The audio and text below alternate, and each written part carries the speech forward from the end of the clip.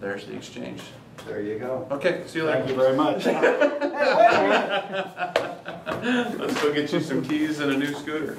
Yeah, anyway, long story short, I decided, you know, I wonder if I could race. So I had a friend that raced flat track, and I called him up. I said, how do you start racing? And he said, call Thad Wolf out at Willow Springs. He teaches the new racers, you know, thing out there. I called him up and I went out there, and they wouldn't let me run my Buell because I had no idea how to prep it, you know. So I rented a Ninja 250 to learn on. Yeah. That was it. Yeah. I mean, I was totally hooked. Yeah. I could, you know, so yeah, there's nothing like it. Yeah, that's nothing like it. And I've been, so this is my second season. Cool. Yeah. Very good. Well, this should make that a little more successful. Yeah, let's hope. John Bunny, you remember him from? Oh yes, hi. This is my girlfriend Stacy. Hi Stacy, nice to meet you. Good to see you. John was out at the 1200 XR 1200 race, right? Road America. Yeah. Howdy. Giancarlo. How are you? Nice here to pick it up. Rob Weaver. Nice to meet you. So this is where it all happens. Yeah, this is Dean Iwinski. Hi, Dean. Hi. Rob Weaver. Afternoon. Nice to meet you. Nice to meet you too. Wow, you're working on some CAD stuff? Is this top secret stuff? Yep. Can I not see it? Yeah, right here. How are you? All right. Nice to meet you. Good to see you again.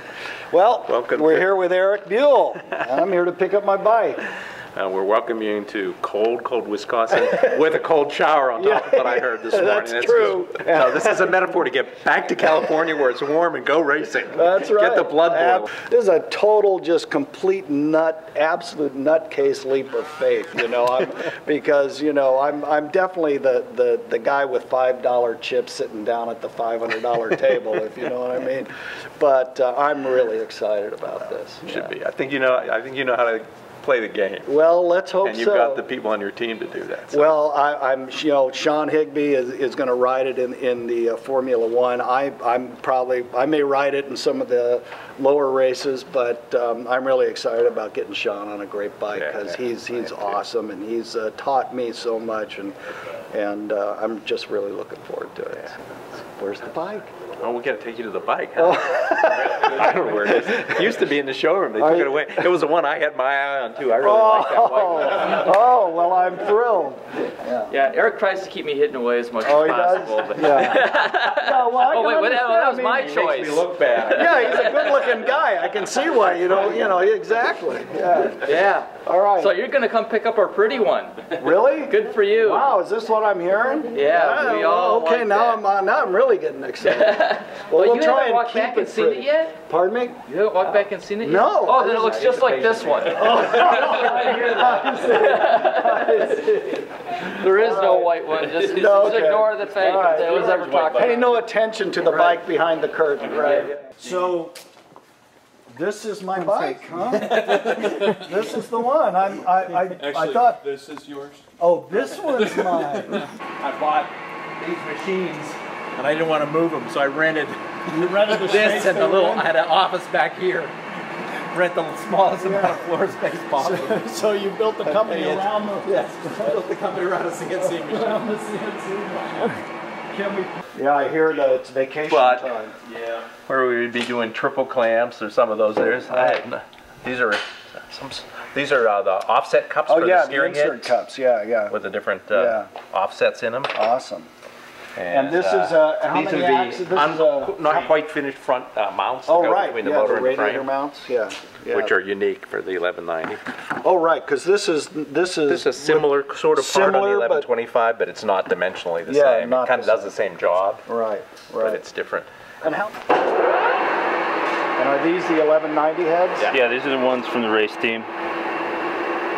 And these beryllium copper. Yeah. And, ported, all CNC ported. Beautiful.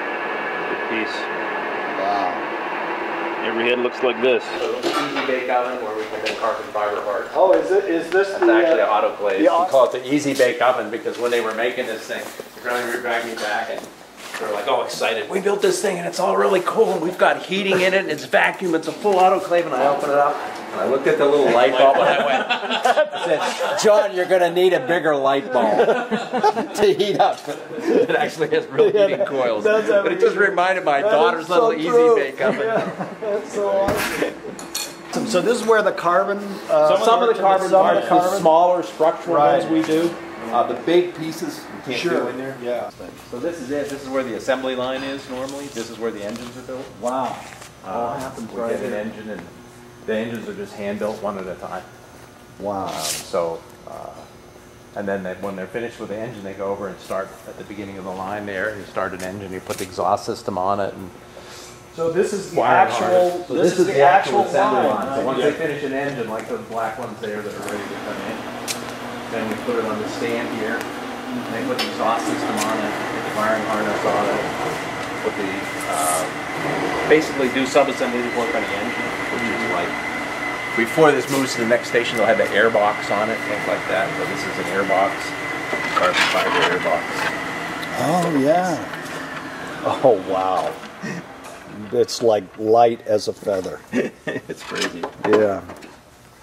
So a lot of the things actually get built around the engine before we add the frame. Sure. Even the, I don't know what they did on this one. Normally the swing arm would go on even before it goes to that station. I'm not quite sure why they didn't on that one. But these are the swing arms, so they're pre-prepped. We pre-assemble them offline here and put on the adjusters and the brake master caliper and those kinds of things to get that ready. So that gets bolted onto the back of the motor, like in the 1125. It's a very nice stuff. Oh yeah, that's pretty. And it's similar to a 1125, but different. But it is different, you Yeah. can tell. It's a whole different casting. And Yeah. these are now tooled, so the old ones we used to cut off the back end and weld them together. Right. We don't have to do Because that. there's on all always of them. a lot of questions from people about, well, you know, is it really just a bored out 1125? But it really isn't. No, there's a frame, for example, which we're tooled and built, but this is a different casting. These are different stamping. So it's a basic fundamental thing, but it's actually all the parts are different. Yeah, yeah. No, I can even see the differences of looking at it. When you put the two next to each other in completed bikes, you realize how tiny the 1190 is compared to the 1125. It's narrow. It's a GP bike. Throttle bodies. There's a piece that We're talking about in that there. we were Oh, talking about. right, in the carbon fiber. Oh, yeah, for the shower head injector. So these are made As billet. these are It adds up. these are the parts that you don't even want to know how much. Yeah. No, I know how much. Yeah, no, I don't want to know, but Let's walk down here and look at some of the bodywork pieces and structural pieces off the bike. There's quite an interesting array of parts sitting here. and of Lots course, of fun pieces. Here, for we example, only run AMSOIL. AMSOIL rocks. I run AMSOIL in my bikes as well. it is great oil. Subframe is here. This is a lovely little piece. Is that ridiculous? Oh, you're kidding me. Yeah, I get it. Okay, all right. This is how you get the weight. Yeah. Just the headlight mount. Again, carbon Holy fiber. moly, And billet everything is carbon pieces. fiber. Or billet. Or billet. Billet aluminum. I mean, this stuff is unbelievably light. Yeah. I mean, you guys have accomplished something with this. There's just some structural parts and bodywork parts under here. Yeah. There you Wow, go. look at this. Here's a radiator exit duct. You know, you can really, when you start touching this stuff and feeling how light it is and seeing the work and the design that's gone into this, you really start to understand what this bike is all about. This really is a whole nother perspective. This is a whole nother world, this bike. Which is just a lot of very, special handmade pieces. Even this is just a little water, filler cap. Oh, yeah. But that's all Heliarc put together out of a bunch of pieces here, every one of these things. So instead of a casting or an injection molded, lumpy, heavy kind of piece, everything is beautifully done. The mufflers are all custom made. That's the secondary muffler. It has the big muffler underneath with the double catalyst, and then that's the secondary. This is the one. This is a resonator, basically. It takes 4 decibels out of the sound. Right. Yeah. But here's the muffler mount. Once again, structural carbon. Structural carbon. Wow. I mean, it really, when you look at it like this, it really is industrial art. You know, it's really amazing. This is the piece that headlight assembly then it goes to, and then this holds the fairing, right? And then the instrument cluster goes here. Oh, so That's the fairing bracket. this is the fairing bracket now. This is the whole fairing bracket. Unbelievable. Yep. That is really something. And then we have, here's an interesting piece. This will give you an idea of how light the bodywork is. It actually has the exit duct already on it, and it's pretty light. This is really astounding. I mean, this is really something. This is a seat pan in carbon fiber that goes underneath the seat, and but this is actually fully structural because this carries the weight of the battery and all the electronics. But because it's carbon fiber, this just needs to lay into that little magnesium tray and be attached, and Unreal. that's all the structure you need. Incredible. It really is like can't tell that on the camera. That's crazy. No, it is. It's all crazy light. This is the new radiator setup.